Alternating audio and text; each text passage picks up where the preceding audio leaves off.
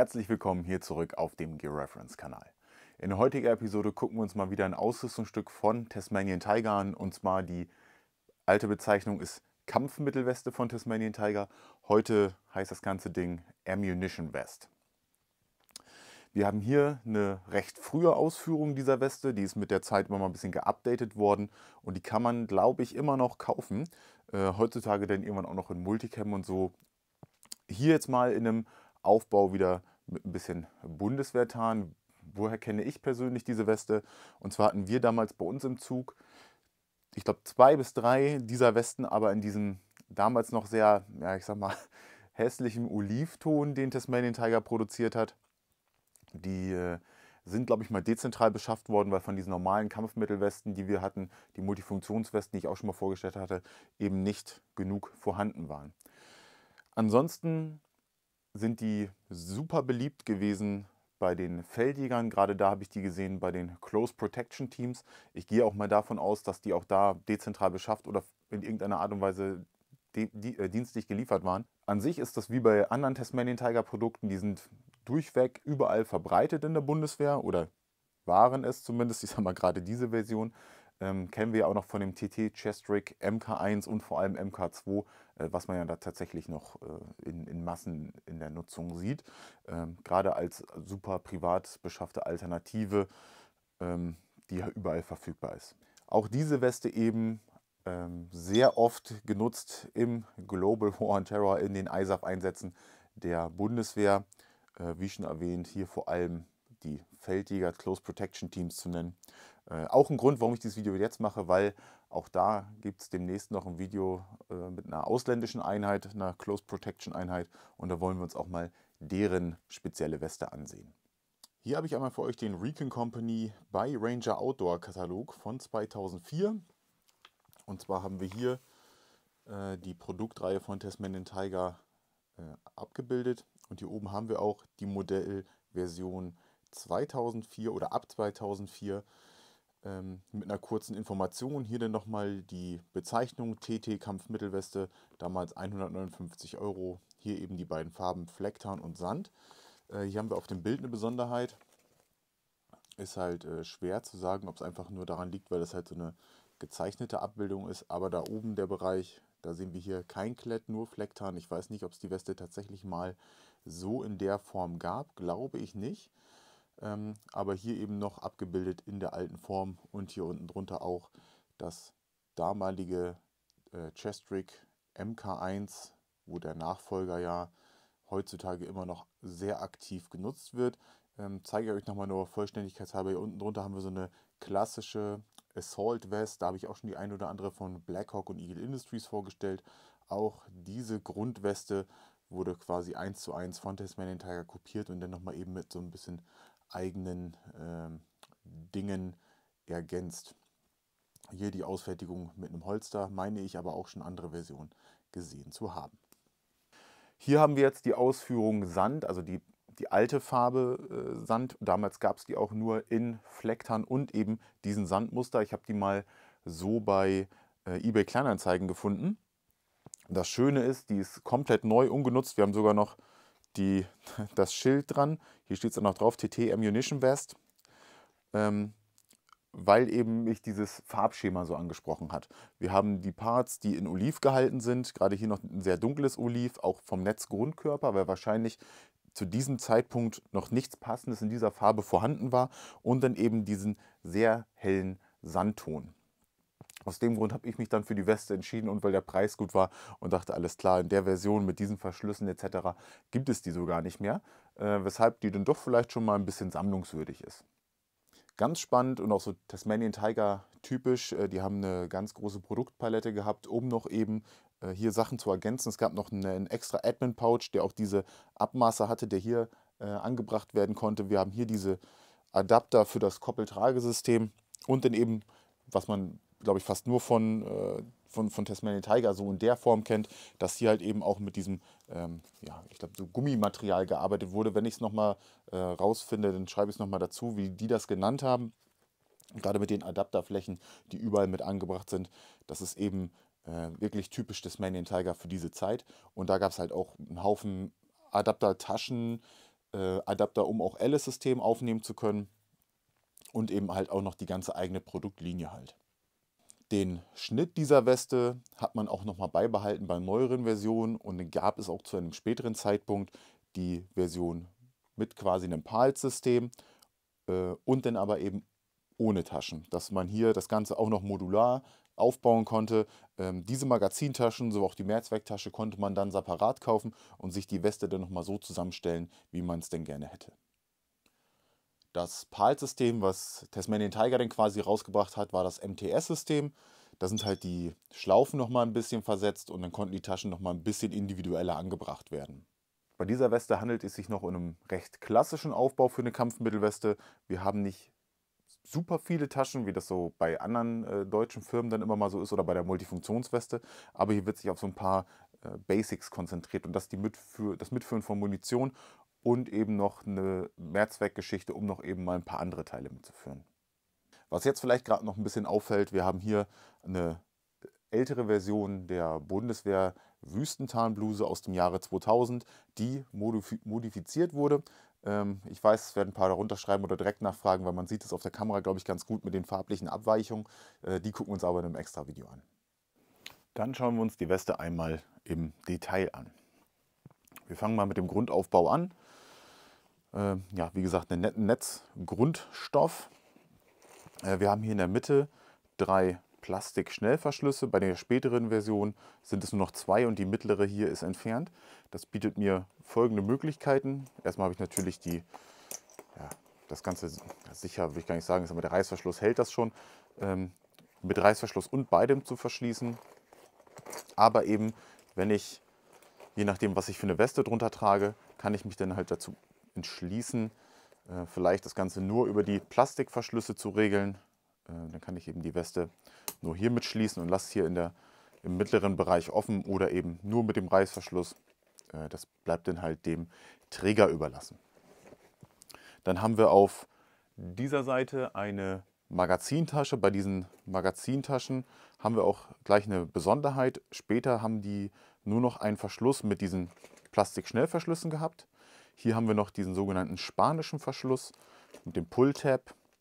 Das Ganze geht auf. Und hier oben sehen wir es schon. Klett, hier ist der Gegenpart.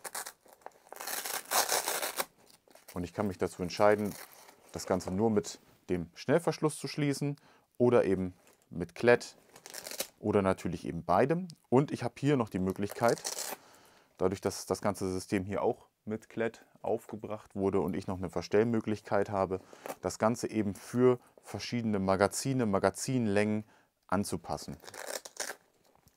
Ja, wie schon erwähnt, wurde irgendwann mal rausgenommen und durch einen Plastikschnellverschluss ersetzt. Aber das sind dann eben hier bei der alten Version noch die Möglichkeiten, die man hat. Kennen wir auch von anderen TT-Produkten. Dann hier die Mehrzwecktasche, gleiches System, auch wieder beide Verschlussmöglichkeiten, die ist auch relativ geräumig, nochmal eine Trinkflasche, sowas mit rein. Hier unten drunter sieht man auch noch ganz schön die Wasserablaufösen, die haben die hier auch, sieht man hier nur eben nicht so gut. Bei der späteren Version haben wir hier noch eine weitere längliche Tasche aufgebracht, die ist bei der ganz alten Version noch nicht mit dabei. Da haben wir nur diese Einschubfächer an der Seite. Und da ist auch Tasmanian Tiger, sagen auch für Magazine, Handgranaten. Wir sehen auch mal bei einem Bild von einem Feldjäger, dass da ein Schnellnebel transportiert wird.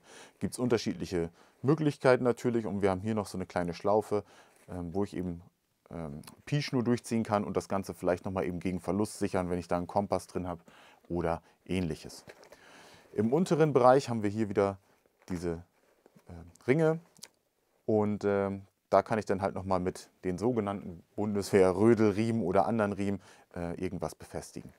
Hier unten haben wir die Platte, um nochmal zusätzlich Koppeltragesystem aufzunehmen oder eben auch, hier ist eine Öffnung in der Mitte, Taschen, die über das LS-System verfügen, aufzunehmen. Hinten ganz normal Netz. Und hier habe ich die Möglichkeit, das Ganze auch auszukletten. Und dann kann ich es aber auch hier, wenn ich es gelöst habe, innen drin entfernen, was heißt entfernen, also innen drin lagern, und bei Bedarf kann ich es auch, wie gesagt, einfach wieder einkletten und dann eben wieder irgendwelche Taschen mit anbringen. Hier oben mit einem Reißverschluss zu öffnen, so eine Einschubtasche, so eine Admin-Tasche. Hier hinten haben wir über so einen kleinen Steg den Adapter angebracht. Ich zeige euch mal hier über Klett. Und dann kann ich das Ganze eben hier durch die Löcher fädeln und hinten wieder arretieren und habe dann so meine Adapter, die ich an verschiedenen Punkten eben ansetzen kann. Darüber haben wir hier noch so einen Einschubkanal. Ach, hier auf der anderen Seite habe ich es gemacht. Und zwar sind die dafür da für Keycuffs, also für Kabelbinder, um eben damit Handschellen zu machen oder irgendwas anderes. Habe ich auch erst durch die Beschreibung gelernt, war mir vorher auch nie so bekannt. Habe ich auch noch nie gesehen, dass das jemand so genutzt hat. Aber ja, eine nette, feine Idee. Machen wir hier auf der Seite weiter. Und zwar verbirgt sich hier unter nochmal das Kartenfach. Einfach ein großes Fach, nichts Besonderes drin. Auch wieder mit Reißverschluss. Auf der Innenseite haben wir unten nochmal ein paar Schlaufen, um was anzubringen. Das habe ich jetzt ja schon öfter mal bei verschiedenen Ausrüstungsstücken gesehen. Wie gesagt, offiziell habe ich dazu nichts gefunden. Meine Vermutung ist immer noch, weil das ungefähr so ein bisschen die Breite ist von so einem Holster, dass da vielleicht das Holster durchgeschlauft werden kann und ich so das Holster eben mit der Weste verbinden kann. Dann gehen wir mal auf die andere Seite. Ja, hier eigentlich ganz einfach. Machen wir oben nochmal direkt weiter, weil das hier alles identisch ist. Hier eben dieser Schlauch für die Kabelbinder. Und hier haben wir dann gleich im mittleren Bereich einen Reißverschluss. Und das ist auch so typisch, wie wir das so von ganz vielen Westen kennen, mit einem integrierten Holster. Ansonsten auch nichts drin, geht über die ganze Fläche. Und da kann ich eben nochmal eine Pistole mitführen.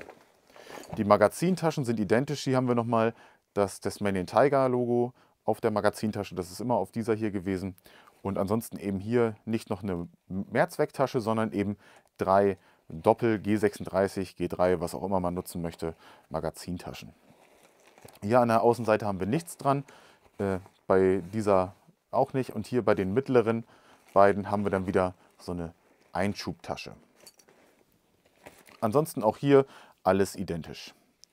Ich gehe nochmal oben zum Träger. Und zwar sind hier noch so elastische Schlaufen. Da kann ich dann eben den Camelback durchführen oder eben Kabel etc., wie wir das so bei fast allen Westen kennen. Dann gehen wir mal auf die Rückseite. Wir sehen schon, wir haben Gurtband, um die Längen zu verstellen. Ausreichend, sagen wir mal. Hier haben wir auch schon ein bisschen was, um das Ganze zu fixieren. Meistens macht man das aber dann nochmal mit Tape fest, weil das gar nicht so reicht, wenn man das ein bisschen enger stellen möchte. Aber wir gehen mal zum Rückenbereich. Wir haben hier oben die Bergeschlaufe. Hier haben wir nochmal eine kleine Durchführung für den Camelback, weil hier im Inneren eben noch das Camelback-Fach ist. Verläuft hier über die ganze Länge und da kann ich dann eben nochmal den Camelback-Trinkrucksack, wie auch immer, einsetzen. Hier haben wir wieder diese Adapterplatten aus diesem Gummi mit den Möglichkeiten, nochmal Alice-Taschen aufzubringen. Hier oben nochmal so ein D-Ring und hier unten nochmal so ein Ring. Die genaue Bezeichnung habe ich gerade leider vergessen, schreibe ich nochmal mit dazu. Und hier kann ich dann nochmal auch einen Rucksack anbringen, vielleicht ein Camelback auf den Auen setzen oder eben vielleicht auch Seitentaschen von einem Rucksack. Und hier, das ist leider auf keinem Bild mit drauf. Und zwar ist bei dieser Version hier haben wir hier noch Gurtband. Wir haben hier keine Möglichkeit, das irgendwie festzuzurren. Und es ist vom Einnähen her geht es halt nach oben. Meine Vermutung ist, dass es hier irgendwie die Möglichkeit gibt, die Seitentaschen oder die Fronttasche vom ehemaligen Tasmanian Tiger Range Pack, was auch als so G82 Rucksack in der Bundeswehr eingeführt wurde, die hier irgendwie mit anzubringen. Leider habe ich keine Tasche da und konnte es selber ausprobieren, aber das wäre so meine Vermutung gewesen.